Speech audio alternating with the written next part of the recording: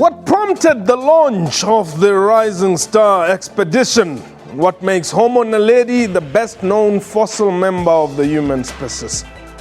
Why, as Dr. Matole Mtsaka said, the discovery perpetuates the theory that Africans are subhuman.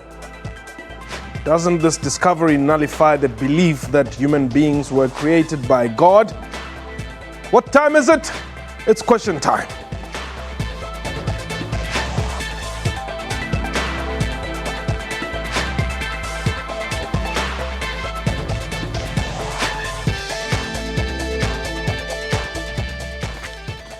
Hello and welcome to the show. My name is Mpho Tsedu. About 1,500 fossils were found in a cave at the Cradle of Humankind west of Johannesburg.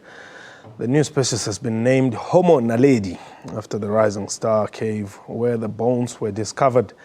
Scientists said the hands, wrists and feet of the bodies were similar to modern humans, and the brain size and upper body resembled those of earliest humans. But will there ever be a conclusion on the origin of human beings debate? A reminder that this is a live program, and if you've got a view, please call us and air your views on the numbers on the screen, 089 1104210 or 002789110421 if you're outside the borders of South Africa. Our Twitter handle remains at QuestionTime24. My guest today, Dr. Matole Mtsaka, is the director at the Kara Heritage Institute, and Dr. Patrick Randolph-Quinning is from the Wits University. But before we go into today's discussion, let's have a look at what Cyril Matamela Ramaphosa had to say about human origins. The discovery of a new species of primitive hominin in our own genus reveals much about our own origins and our own ancestors. In time, it will reveal much more about ourselves and will probably tell us about our future as well. This will generate interest from beyond the scientific community. It will inspire poets and writers to revisit Africa's rich oral traditions. That was Deputy President on the day of the launch. Gentlemen, welcome to the show, Dr. Matole Mtsaka and Dr. Patrick Randolph-Quinning. Now, Dr. Randolph-Quinning, okay, what have you got there? I have brought with me 3 little specimens, and these are replicas, they're plastic casts, of the physical remains of Homo Naledi, fossilized remains. So this is a cranium, skull, with the upper jaw and lower jaw, and a reconstruction of the fossilized hand and a reconstruction of the fossilized foot. Okay. And these are plastic, but they're based on the original fossils themselves, which are scanned in 3 dimensions, and then we reconstruct them using 3D printing. Okay. So they're very accurate and precise. All right. Now, why did you go to that particular spot to get what you have today? Well, I think basically when you say me, I don't actually fit. I'm too big to fit in the cave. Yeah. I've made it about 80% of the way, but not the whole way. Okay. Originally, it was a process of exploration. So one of the things that the project leader, Lee Berger, has tried to do is to continue the process of exploration, which we've kind of forgotten a little bit about in the Cradle of Humankind. We haven't got out into the field as much as we probably should have done. We've become a little bit complacent about looking for sites. You know, we thought we knew everything. And if you know Lee Berger, that's generally, he doesn't like to kind of sit around and rest too much.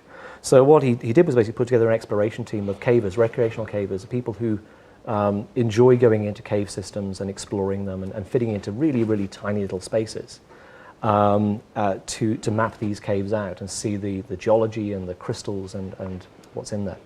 And Lee trained these cavers to basically go looking for fossil bones, to look for hominins, to look for other animals. So they went in a process of exploration, and as part of that found what is probably certainly the richest deposit of early human ancestors on the African continent. So what proof have you got that this is the closest to human beings that there ever can be so far? We don't say that.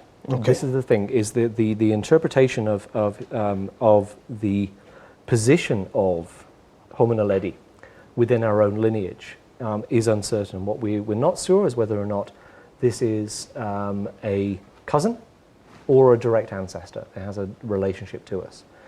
That requires additional analyses, and that's ongoing. What we can say is it fits within our family group, within our, if you think of it as a series of branches coming off the trunk of the tree.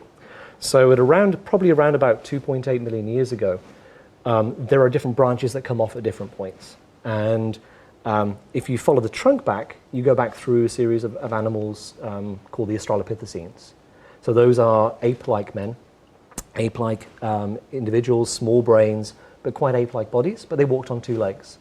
And the further back you go, then you go into what's called the Ardipithecines, which are more like chimpanzee-like animals. But this kind of, the base of where this branch is, where the genus Homo arises, you end up with animals that really are quite similar to us in some ways, but very, very different. So the root of that branch, you've got a group of animals which we refer to as Homo habilis and Homo rudolfensis, they walk on two legs, they have teeth that are quite similar to us, they have brains that are in the process of expanding, becoming more human-like. Okay. And you have later on Homo ergaster, Homo erectus, which would have looked very much like us. If you saw them standing on the African savannah today, you might not necessarily blink twice about seeing these individuals walking around. But Homo naledi is something quite different. So it walks on two legs, has a very human-like foot, it has a very human-like lower limbs, but the upper body that's more ape-like, that's more primitive, and then this tiny little head on top of these quite hunched shoulders, which are adapted for climbing. So Homo naledi has characteristics that are both what we call advanced or derived and at the same time primitive. So we don't know where it fits precisely in our family lineage, but we know it fits on that branch of the tree. You're saying this discovery perpetuates the idea or the thinking that Africans are subhuman? For a long time, since Europeans came into contact with black people, they held a racial ideology that black people are subhuman beings, and that therefore to enslave them, to colonize them, to brutalize them is no sin before God. And we are still having wounds from that experience. But even today, when we walk in the shops, there are still white people who would call you a baboon. And when you drive with this road rage, they will still call you a baboon. So our wounds have not yet healed. So we support scientific research, but we are not impressed by half-baked findings. For instance, the tentative results, speculative results from vet universities, which are not conclusive, but which are presented to the world as evidence that these baboon bones are the bones of our ancestors. So it's not scientific. These things are not dated, and as he correctly says, at the beginning, there must have been many animals, some extinct, some still alive. But to come to a conclusion that they are our ancestors is nothing other than a backdoor attempt to go to justify that we are non-human, subhuman beings. Okay. I want us to take a quick break. When we return, perhaps you'll give us the estimate age of Homo naledi. We can talk about that. Okay. This is question time. And reminder that you can call us and air your views. The number to dial 089 110 4210.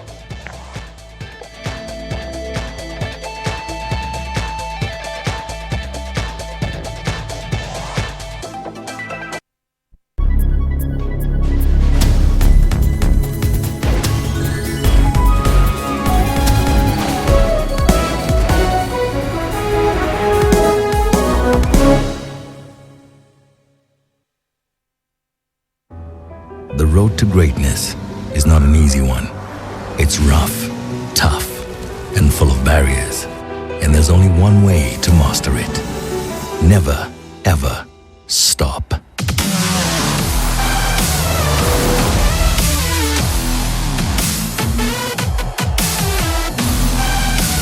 Dauntless, the all-new Audi Q7.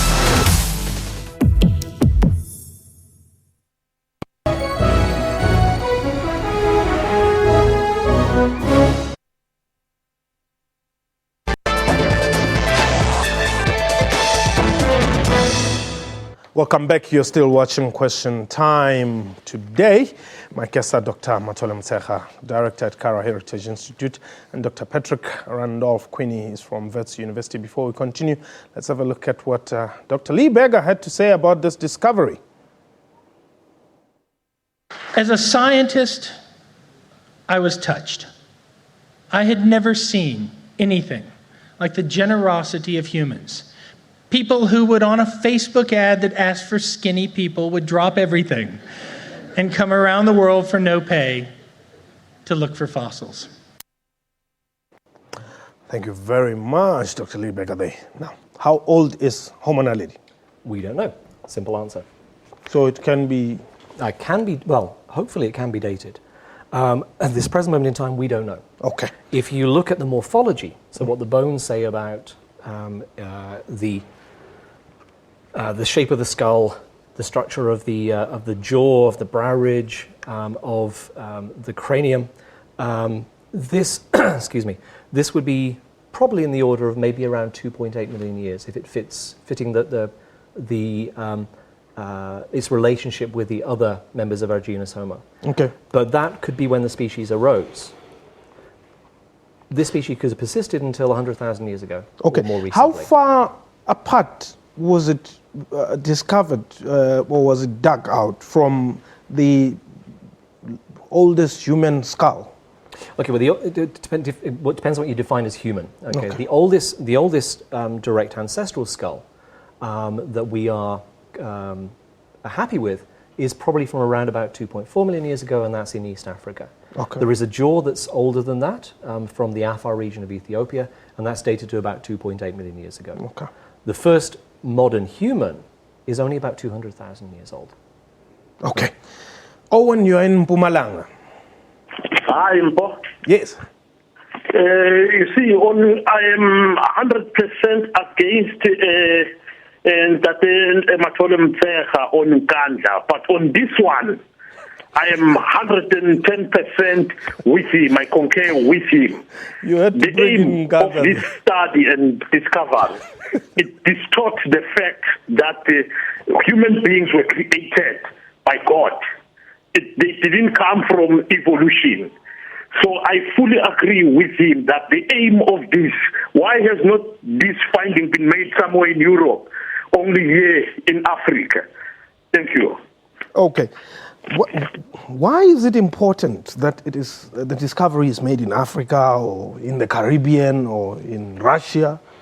You know, it's important because Africa is the cradle of humanity, all humanity. Okay. Now, if this research was done in Africa, it was supposed to proceed to Asia and Europe so that we can see the progression of this monkey into a human being in all three continents. Yeah, but wouldn't it mean, Dr. Motshekga, that if this is your ancestor, it is very much his ancestor as well, because this is the cradle of humankind? It's not true, because it's recently that science accepts that Africa is the cradle of humanity. But if you listen to Professor Queenie, he says that the trunk is the same, but there are different branches that came. Yes. And he says the latest is 200 years ago. But what we know is that Europeans trace their origins 200 years ago, which means they are the latest. Now we are the oldest. Therefore, we are at the baboon stage, and we have not perfectly come out of it even now. So this type of research is just fueling racial ideologies.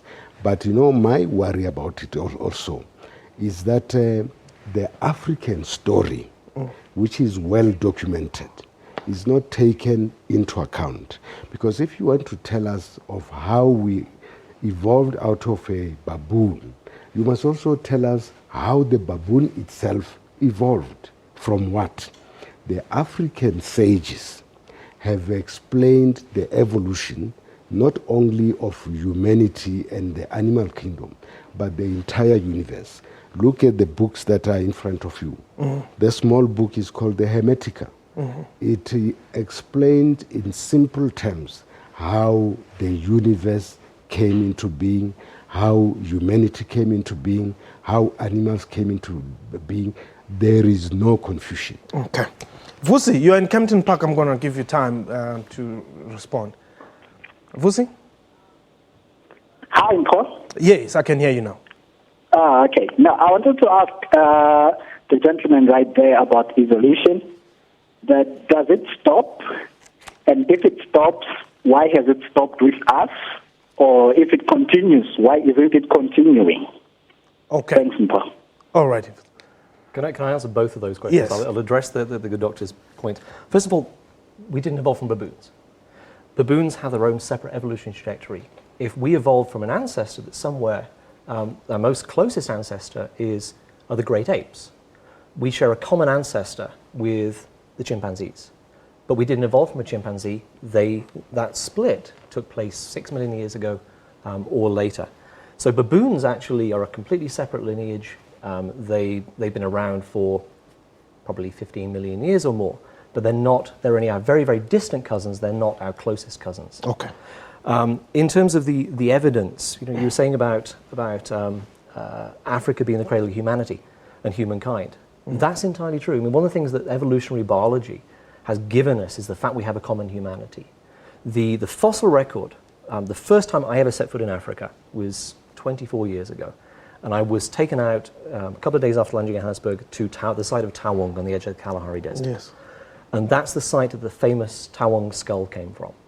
And the Tawong skull, we now know, is a member of the species Australopithecus africanus. When that was found in 1924, people thought that modern humans evolved in Africa and Asia, in Europe and in Asia. You had Homo erectus, Java man, you had Piltdown, which turned out to be a forgery. But Africa's place wasn't fully realized. Charles Darwin and T.H. Huxley have said Africa is likely to be the birthplace of humanity. But that was the first evidence that gave us a common humanity. And since then, what we've been trying to do is take out that racial stereotypic view, to take out the notion that any one group of people are better than another, and to situate the fact that we are all the same, we are a common species, and almost the entire history of our species and of our ancestors takes place in Africa. We're all together. All right, hold it there. Dougie, you are in the Val. Yes. Welcome. You know what, eh? If the guy will just go to the Bible, he will find the truth at the Bible. Don't listen to those okies that are from Wits and what have you. They're talking a lot of rubbish to us. Don't believe what they're saying. They don't know what they're talking. Tell them to go and read their Bible. It says, in the beginning, God created. And it tells you how he does it. So don't believe this other rubbish. But now, Dougie, why should they believe your book and not you believe their book? Because their book is a lie. My book comes from the Most High, the one that is most wise. He's the one that created all of us, and everything you see in this world today, he has created. Okay, Dougie, thank you very much. I want to link to a quick break. When we return, I'll allow you to respond to that and to the other question as well. This is question time. Please don't go away.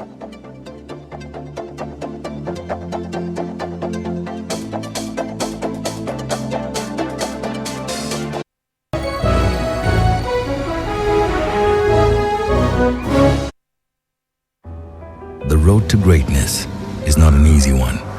It's rough, tough, and full of barriers. And there's only one way to master it. Never, ever stop.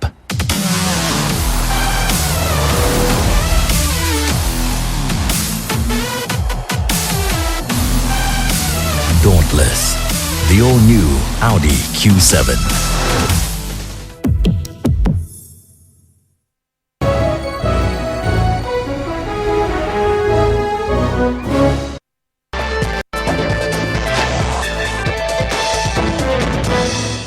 Welcome back. You're still watching Question Time. Let me allow you quickly to respond to these two questions. Well, the earlier question was have we stopped evolving and are we still evolving?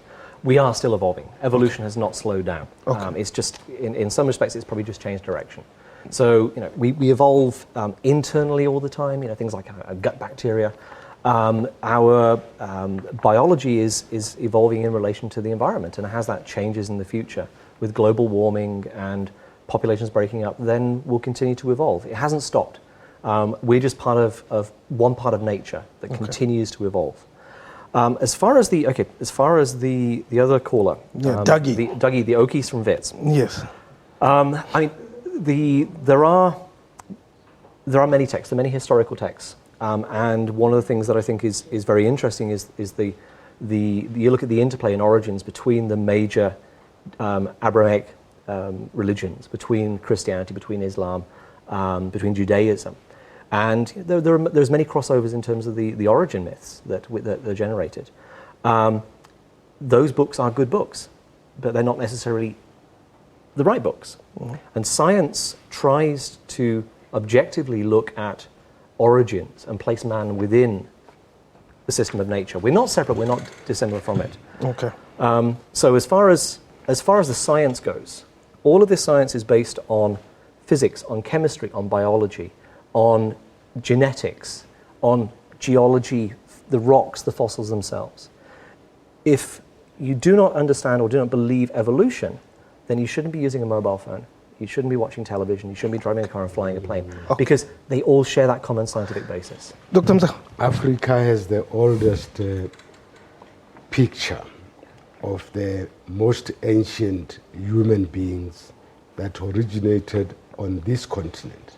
And that human being is claimed to have been made in the image of God and is not a chimpanzee. Yes. So Europeans don't have a record of their history and their ancestor. They are looking for an ex-ancestor, and they found the ancestor in the baboon. They want us to share that ancestor. We can't share that because we have our ancestor is there. And actually the idea of saying we originated from a baboon, they stole from the zodiac of Dendera. A baboon in the African context is a symbol of wisdom. Now they take a symbol and make it a reality, and this is unfortunate. So I would recommend that they read the African literature, because it has answered the questions which they are trying to answer through skeletons. Okay. Can I respond to that one? Yeah. I mean, I think actually it's very interesting that you've raised the iconography, the pictography from classical and pre-classical Egypt, because you're essentially Egypt is part of Africa. If you want to look at the earliest evidence for depiction of the human form, there is a debate of whether that's African or European. Certainly, some of the first evidence for depiction of the human form is European, and it's in excess of 28,000 years old. European is Neanderthal man, the tall man. No, not Neanderthal. Us, our species, the species that arose in Africa, that moved out of Africa and went on to colonize and become the most successful species on the planet of primate. Okay. But within Africa, if you look within South Africa, we have some of the earliest evidence of art, of symbolic behavior. Classy's River Mouth, Rose Cottage Cave, Border Cave, these Blombos, these amazing technical innovations. I want to ask one final question. Is there God somewhere in your science? There are people who would accept that. I'm an agnostic, so I better sit on the fence over this. Okay. Because you cannot prove or disprove. Okay. Unfortunately, we've run out of time, but I think this debate is going to continue after the show. That was Question Time for today. A big thank you to my guests. Let's continue this discussion on Twitter, @Mpho Tsedu. That's my Twitter account. Please follow me there. Let's continue this discussion. And that was question time for today. Goodbye.